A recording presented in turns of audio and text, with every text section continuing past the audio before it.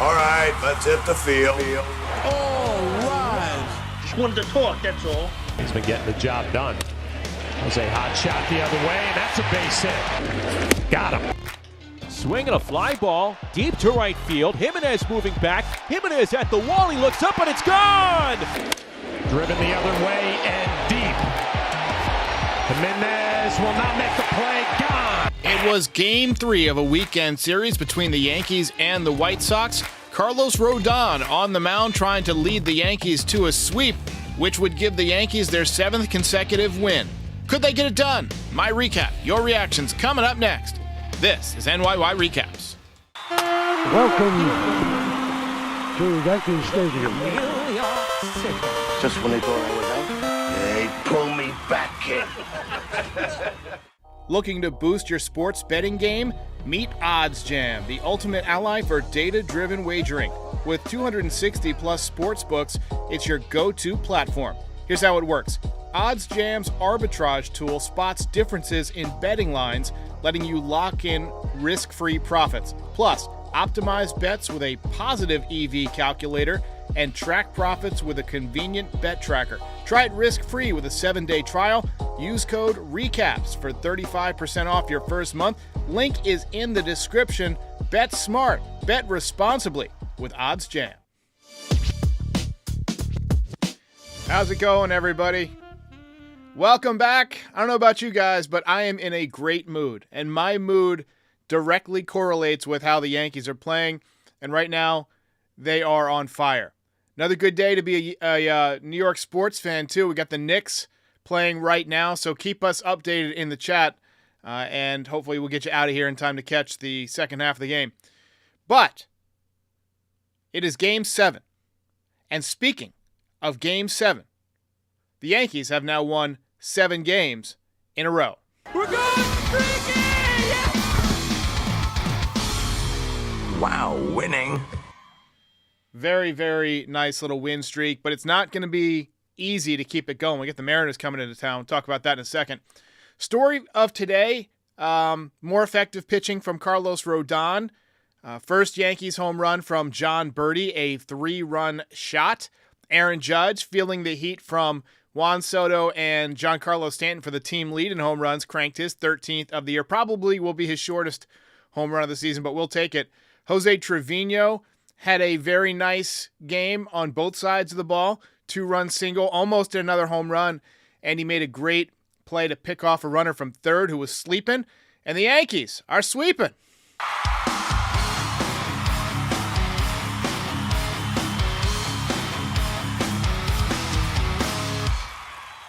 All right, let's go to the videotape. Things are about to get, interesting with Seattle coming to town. They've got a very good team, and they've got amazing starting pitching. They are 25-21, so the Yankees are going to have to earn it if they want to extend this winning streak much further. But the Yankees' offense is better in recent years, or better than it has been in recent years, so I don't think they're going to be quite as easy to dominate by these pitchers as they were by, last time they faced George Kirby. Luis Castillo has given them trouble in the past. I think the Yankees are going to put up a fight. Juan Soto swinging the bat better. Verdugo due to get on another little mini hot streak here. Hey, speaking of hot streak, Jason Dominguez off to a 5-for-13 start since he began his rehab, hitting .385. DJ LeMahieu had 3 walks and an RBI single for the Double-A Somerset Patriots today. Spencer Jones struggling badly in Double-A. First 113 at-bats this year, hitting .221 with a .294 on-base percentage. Most concerning to me, though, is the 42 strikeouts. So he's striking out a lot. Not what you want, but hopefully he'll get it going. Dominguez got off to a slow start last year at Double-A. Volpe, when he was in Double-A, got off to a slow start. It's a tough jump, and a lot of guys have trouble facing those Double-A pitchers for the first time. But I'm confident he'll turn it around. Hey, reminder to call into the voicemail show. We got a few voicemails from over the weekend to get to, but give us your thoughts on this sweep and on the upcoming series with the Mariners, which is not going to be easy as we take another look at the home run from Birdie here into the first or second row. And I'm telling you, he's going to love that right field porch if he figures out he can drive the ball that way. And Yankees got another home run today from Aaron Judge. You see the nice snag there from Carlos Rodon. Great reflexes. And here's the home run from Judge. 87-mile-an-hour cutter down and away, and he short-porched it as well. So the porch helping out the Yankees today on offense as they score 7 runs to complete the sweep of the White Sox. And it is a good day to be a Yankees fan. All right, so Val in NY says, I wouldn't expect anything less than a sweep, and they came through, unlike the Marlins series, but that's when Judge wasn't clicking.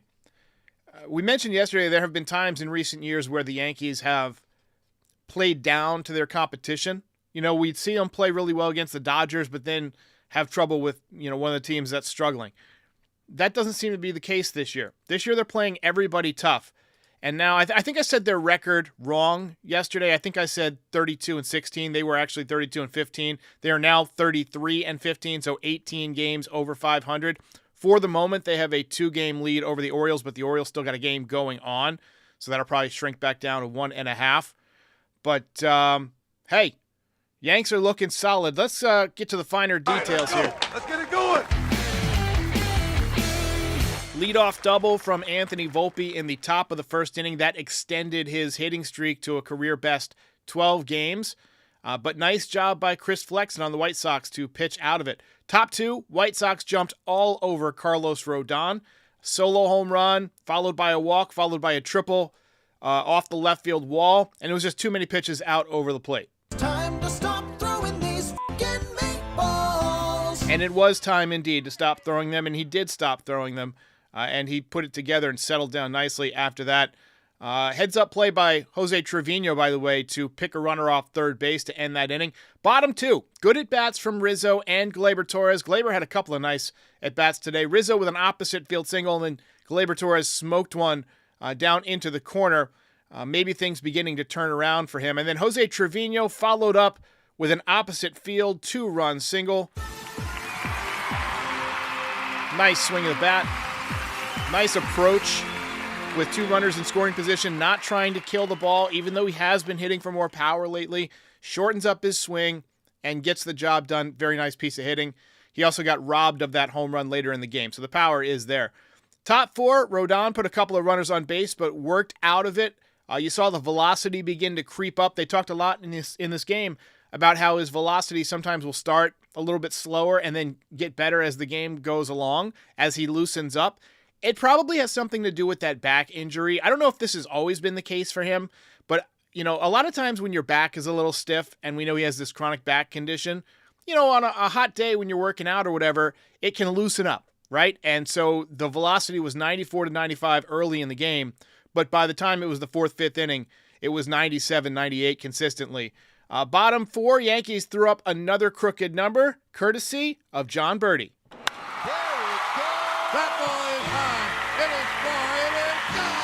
88-mile-an-hour cutter away. And he makes that meal of home runs. He hits it over the make every meal a home run sign. Beautiful piece of hitting. And like I said, once right-handed hitters come to the Yankees and they learn that there's home runs out there, a lot of times you'll see their home run numbers go up because they learn they can drive the ball in the air the other way and get a home run on it. Just like Aaron Judge did. It's another home run for Judge. All right. Here comes the Judge.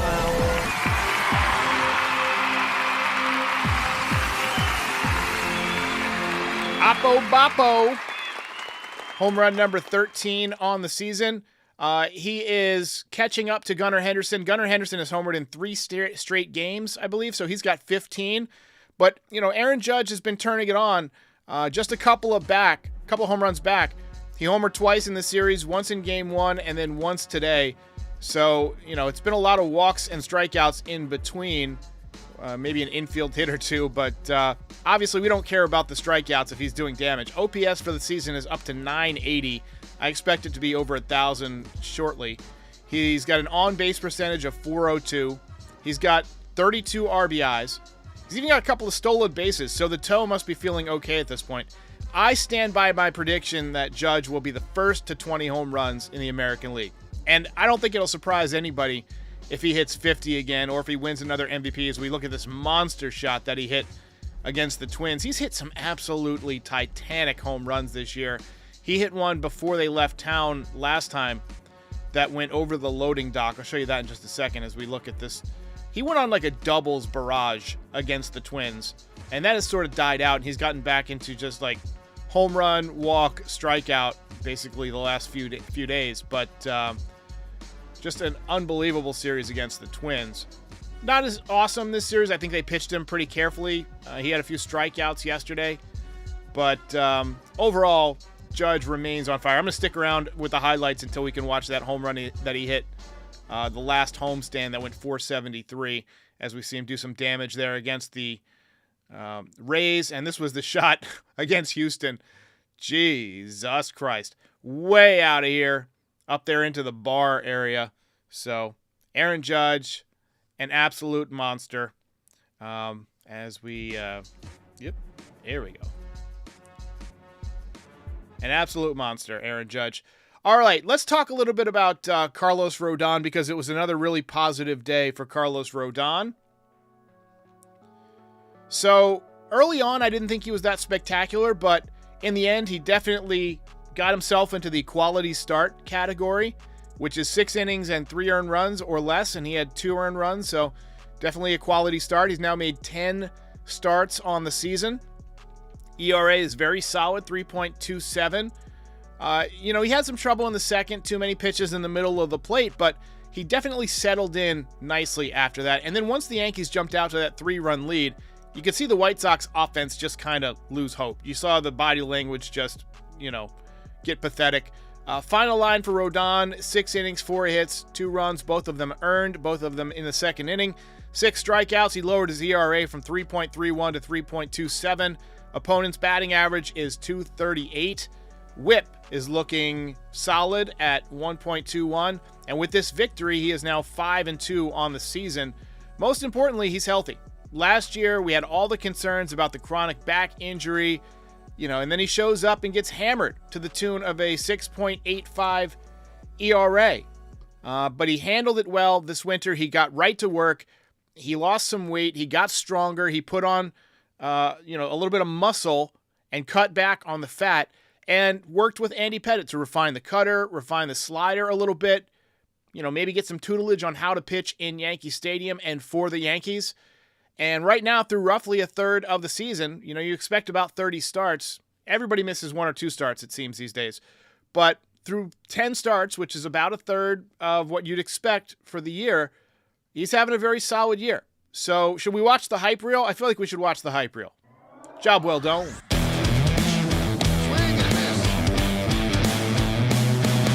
See the cutter down and in, or the slider rather, to get Jimenez. High fastball. 96. Gets the breaking ball, ground ball, easy ground ball to Anthony Volpe. Here's the changeup, sinking, down in the zone, gets the strikeout on a check swing. Elevates the fastball at 98 to get out of a jam. And then dropping in the backdoor slider at 88 to freeze the hitter and pick up a big strikeout. So really good game for Carlos Rodon.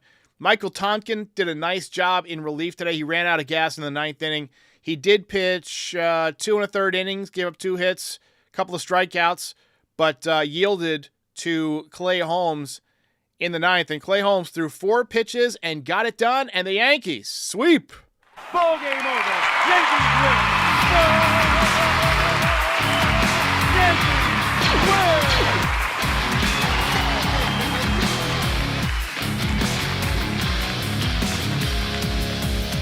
You're a winner. Knicks apparently down 18 in Game 7. Let's hope they got a rally in their bones.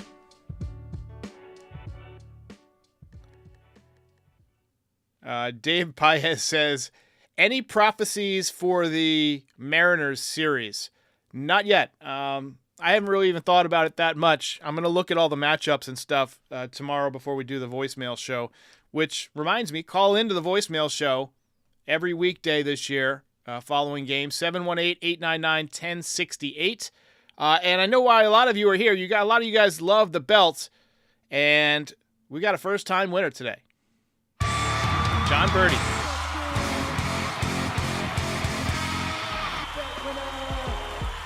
34-year-old John Birdie, late season pickup, now hitting .277 in limited duty. He's got 3 stolen bases, 333 on base percentage.